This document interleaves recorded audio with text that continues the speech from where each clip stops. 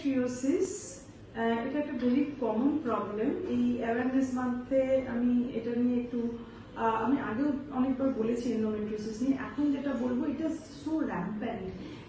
মানে আমি যখন ইয়াং ছিলাম, যখন আমি স্টুডেন্ট ডক্টর ছিলাম বা আমি যখন ট্রেনিং চলছিল আমার, সেই সময় আমরা এন্ডোমেট্রিওসিস এইরকম হারে পেতাম না। এখন অ্যাজ আ সিনিয়র ক্লিনিশিয়ান আমি যেরকম ভাবে এন্ডোমেট্রিওসিস পাই, এবং খুব আশ্চর্যের ব্যাপার যে অনেক ছোট বাচ্চারা, মানে তাদের হয়তো ইন দ্য 20s, তারাও কিন্তু সাফার করছে। তাদের আর কতদিন মাসিক হয়েছে, এখন রিপ্রোডাক্টিভ ইয়ার্স তো পড়ে আছে এত বছর, কিন্তু সাফার করছে। সো এটা একটা ভেরি গ্রেভ কন্ডিশন।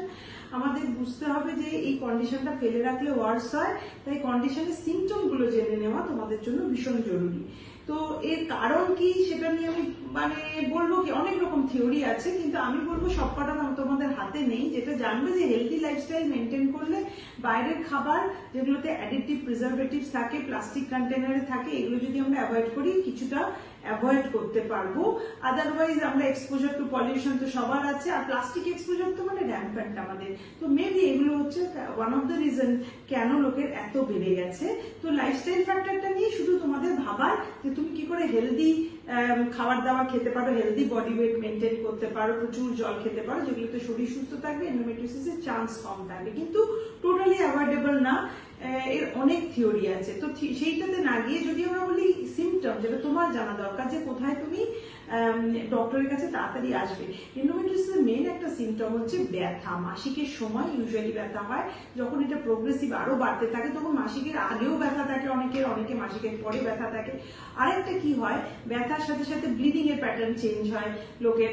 অনেক সময় মাসিকের পরে পোস্ট মেনস্ট্রুয়াল স্পটিং বলি আমরা, মাসিকের পরে হালকা হালকা ব্লিডিং বা ব্ল্যাক একটু স্পট পড়ছে জাস্ট প্যান্টিতে, এরকম কিছুদিন চলতে থাকে। তো এগুলো কোনোটা নর্মাল না। হ্যাঁ, তো ব্যথা যদি মাসিকের ব্যথা একটু হতে পারে নর্মালি, সেটা ইউজুয়ালি একটা প্যারাসিটামল খেলেই কারোর কমে গেল, ডে টু ডে লাইফে এফেক্ট করছে না, সেটা মেবি নর্মাল মাসিক pen.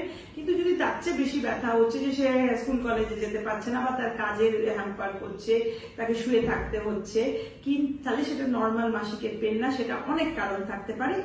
One of the reason endometriosis.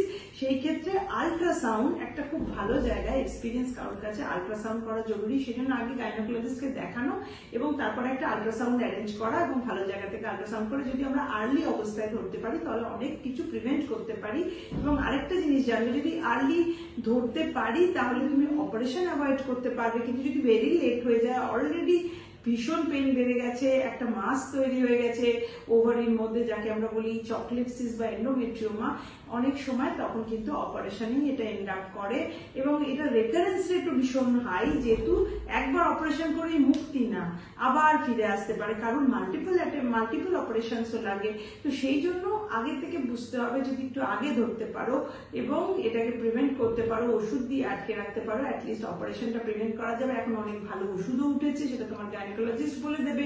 হ্যাঁ, কিন্তু যাতে কিনা তুমি এটার অপারেশন অ্যাভয়েড করতে পারো, এর রেকারেন্স প্রিভেন্ট করতে পারো, এবং তুমি তোমার ওভারির কন্ডিশনটা একটু প্রিস্টিন রাখতে পারলে, তোমার পরবর্তীকালে যখন তুমি ফ্যামিলি প্ল্যান করবে, প্রেগনেন্সি প্ল্যান করবে, অসুবিধা কম হবে। কিন্তু এই যদি এর যে ব্যাড এফেক্ট কি, এই ওভারি ইউট্রাসকে এত বাজেভাবে ড্যামেজ করতে পারে, ইভেন টিউবকেও ড্যামেজ করে, যে তোমার নর্মাল প্রেগনেন্সি আসা মুশকিল হয়ে যায়, অপারেশন করে ওভারি কিছুটা বাদ পড়ে যায়, এবং ভীষণ পেইনফুল কন্ডিশন। হ্যাঁ, তো এই জন্য এটা নিয়ে এখন ভাবার খুব সময়। আমি সবাইকে বলবো, প্লিজ যদি মাসিকে এরকম এক্সেসিভ পেন হয়, ডোন্ট ইগনোর ইট। বাবা মাদের বলবো, যারা বাচ্চা ছোট মেনার্কির পর থেকে যে কোনো টিনেজারকে যদি দেখেন যে বেশি ব্যথায় কষ্ট পাচ্ছে, যে ধরে নেবেন না আমারও তো ব্যথা হতো, ওরও ব্যথা হচ্ছে, এটাই নর্মাল। তো এটা সহ্য করে বসে থাকার দরকার নেই। খুব সিম্পল জিনিস, একটা গাইনোকোলজিস্টের পরামর্শ করা, একটা আল্ট্রাসাউন্ড করা, তার থেকে অনেক কিছু আগে থেকে ধরা যায়। সবসময় এটা অপারেশনও লাগে না, এখন অনেক ভালো মেডিসিন আছে।